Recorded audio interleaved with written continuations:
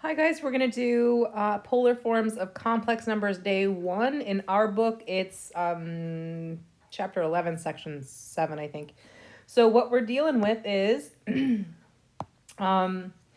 call it z, right? Z equals a plus bi. This is your real portion of your complex number, and this is your imaginary portion of your complex number. Now, you guys have seen these before. It's not a big deal, which, like, you know, your a plus bi, you've seen that before when you solve your quadratics and you get complex numbers, things like that. But I don't think you've seen polar forms of it, and that's what's different today.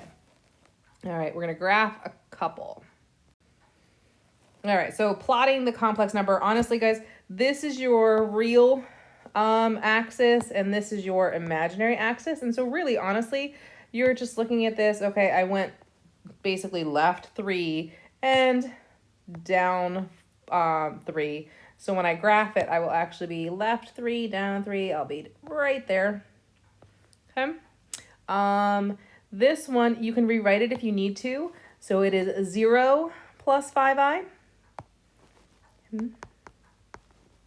And so when you go to graph it, there is no real part. It's just strictly imaginary. So you just go straight up the imaginary axis to 5.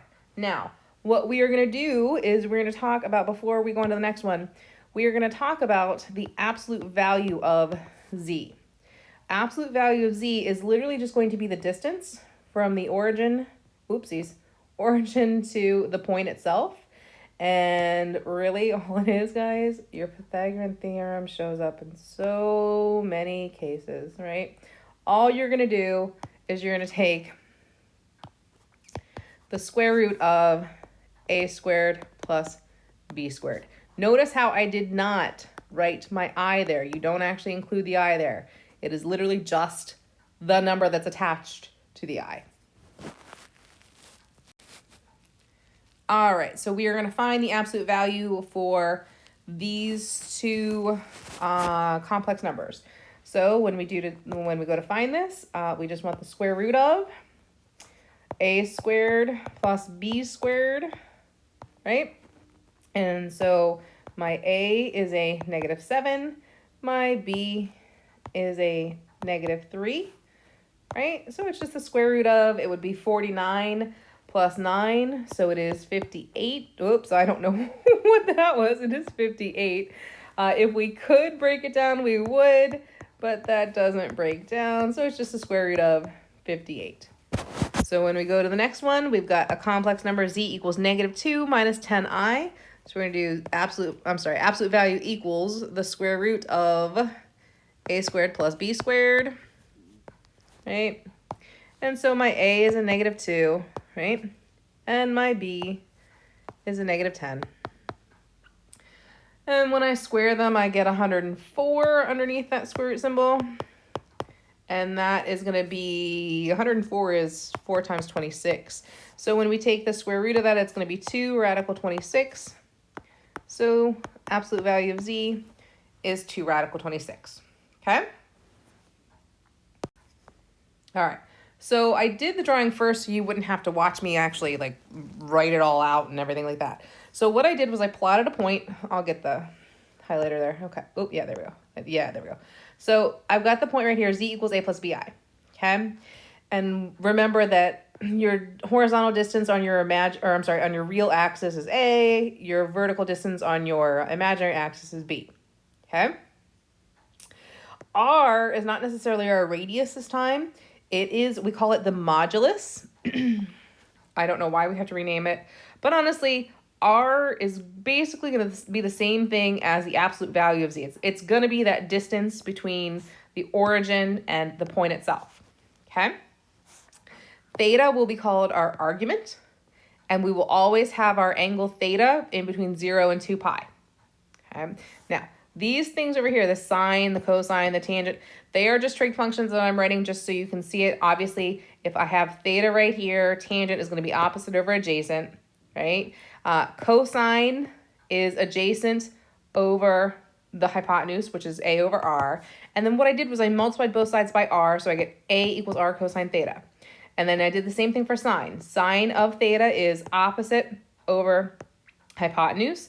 So b over r, multiply both sides by r, so b equals r sine theta. Now, the reason I did that is because what we're going to do is we're going to convert from rectangular to polar. Okay, so here's our rectangular form, z equals a plus bi, right? And so what I'm going to do is z equals, instead of the a, I'm going to plug in r cosine theta, right? That's what the a was, right there, right? Okay, plus, and then instead of b, I'm going to plug in the r sine theta times the I. Okay. So z equals, what I'm going to do is I'm going to factor out the r times cosine theta plus what you do is you actually move your I in front of the sign just so it's easier so you understand what it is. I sine theta. So this is actually your polar form of your complex number. So that's how, like, this whole slide, this whole diagram, this whole little section of the video is just the explanation of how we go from rectangular to polar. Okay? All right. So writing 3 minus 3i in polar form. So here's what you have to do. When you write in polar form, you need an r and you need your theta. The r is the easiest thing to do because it's the modulus is just literally the square root of a squared, so 3 squared plus b squared is negative 3 squared, right? So r equals the square root of 18. And of course, 18 is 9 times 2, so that is going to be a 3 radical 2 when we simplify it. So that's the r. That's where we have to start with this. Now, when you go back to actually, you have to figure out your r, you have to figure out your theta. So when you go to figure out your theta, it's always nice to just draw your point. So you've got 3 and negative 3i, right? So you're down in the fourth quadrant.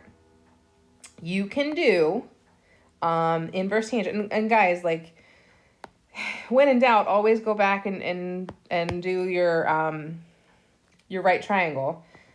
But inverse tangent of opposite over adjacent, right? Because this would have been 3 to the right, that would have been 3 down, right? So inverse tangent of opposite over adjacent, or b over a, equals my theta. Use your calculator. It's not a big deal. Just plug it into your calculator. Calculator is going to give you a negative 45.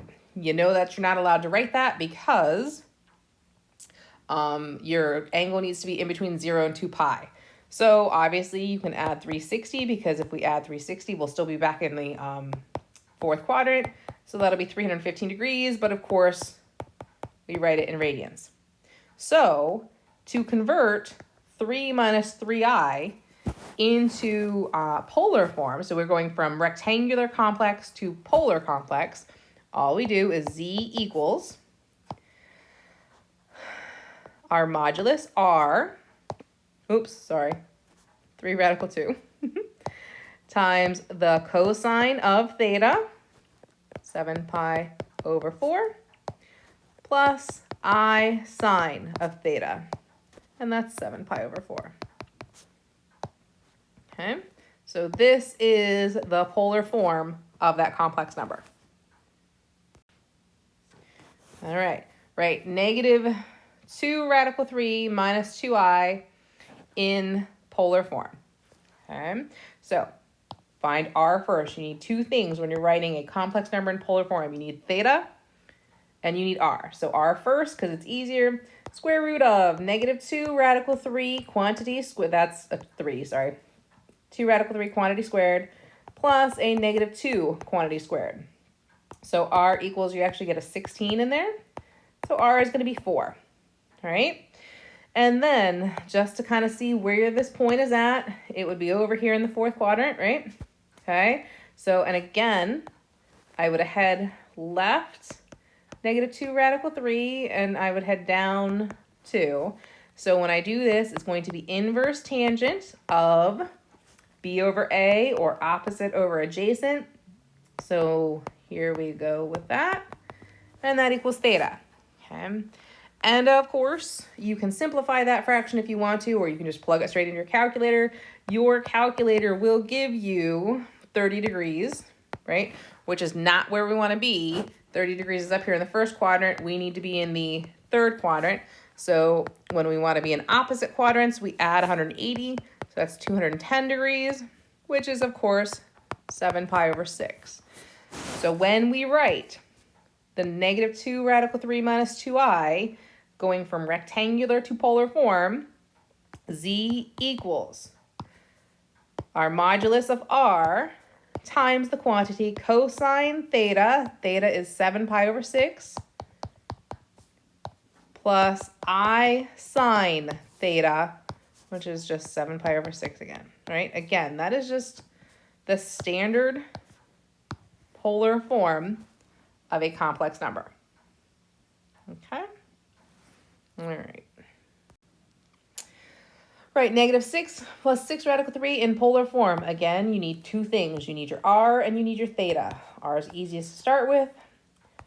Square root of negative 6 quantity squared plus 6 radical 3 quantity squared. And you get a 144 there, so that's actually going to be a 12. And then I need to draw, negative 6 and 6, where am I at? Negative 6. Oh, I'm here, sorry, second quadrant. And I have gone to the left 6 and up 6 radical 3, right? And so inverse tangent of b over a, 6 radical 3 over 6 equals my theta. Again, you can like draw your actual right triangle and do opposite over adjacent. Crap. Here we go. Opposite over adjacent. There we go. And again, do what you need. Oh, I'm sorry. I'm so sorry. This should be a negative 6 there. That should be a negative 6 there. That throws things off for us. All right. So then if you plug it into your calculator, you get negative 60 degrees. And that puts us down here in the fourth quadrant. We want to be in the second quadrant, so we add 180, which is 120 degrees, which is, of course, 2 pi over 3. So again, when we write it, z equals our modulus of 12 times the quantity cosine of theta, 2 pi over 3, plus I sine of theta, 2 pi over 3. Okay. Whoops, there we go. Okay, now this is already in polar form, right? 3 is our r, 2 pi over 3 is our theta. So that's polar form. We want to write it in rectangular form. Honestly, guys, it's so super simple to go from polar to rectangular. We've got 3 out front. What is the cosine of 2 pi over 3? The cosine of 2 pi over 3 is negative 1/2. Plus, put your I right there so you've got it. What is the sine of 2 pi over 3? The sine is radical 3 over 2. So then all you have to do is distribute that across. That's it. That's all you're going to do. So when you write this, it's going to be negative 3/2 plus negative 3 radical 3 over 2 I. I always put the I last because remember it should be A plus BI in rectangular form. Okay, so that B should be written as one fraction separate from your I. Obviously we are multiplying, but you know that. All right, and these last two, again, real quick, nothing too big.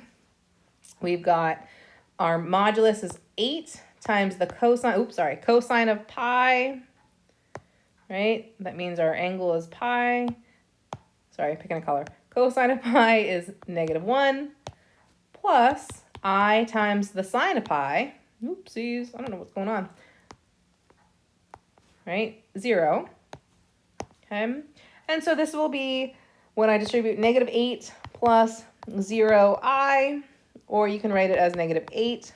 Okay, either is acceptable unless my math lab yells at you, and it might yell at you, so you might want to just do it that way.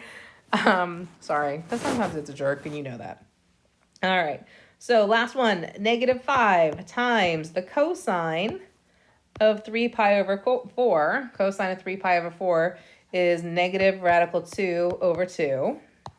Plus I times the sine of 3 pi over 4. The sine of 3 pi over 4 is positive radical 2 over 2. Just distribute your negative 5. So negative 5, a positive 5 radical 2 over 2. Negative times negative makes positive. Minus 5 radical 2 over 2i. All done.